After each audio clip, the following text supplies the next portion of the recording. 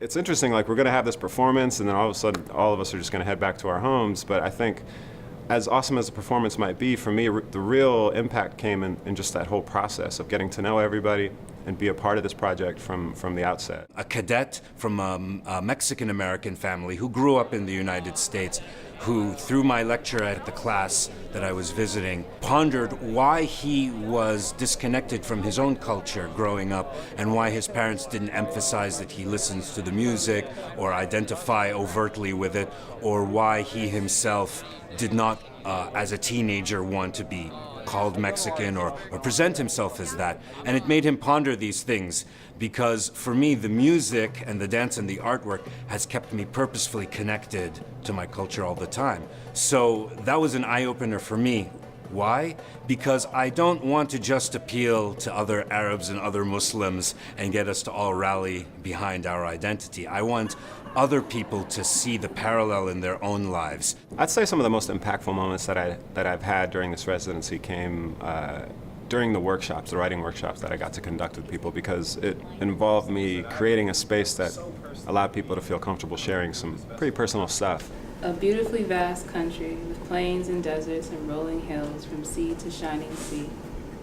But people live here, and the borders did not draw themselves. Do you mind if I use that next time somebody asks me?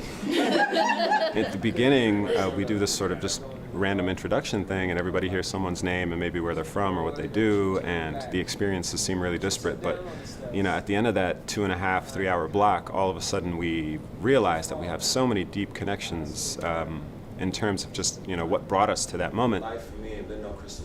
Coming up with something that folks from like all different backgrounds, like folks with Muslim backgrounds and non-Muslim backgrounds, could come to and connect with, I think was a challenge, but it's been amazing to see how they got there. So at this point, they're taking those ideas, turning them into visuals, and really trying to push them away from doing a literal illustration of an Islamic story, but to something that might be more abstract or coming from their gut. So they're going to be translating those onto unstretched canvas, pushing them to use as many different kinds of materials as possible. You don't leave space for the drop of water. You can just cover that with gold and then paint on top. It's an in-between form as well. It's kind of in between a stretched canvas and a tapestry, which allows space for them to really be very creative. This is dawah. This is part of how we share Islam with one another, which is not just talking about it through a political lens, but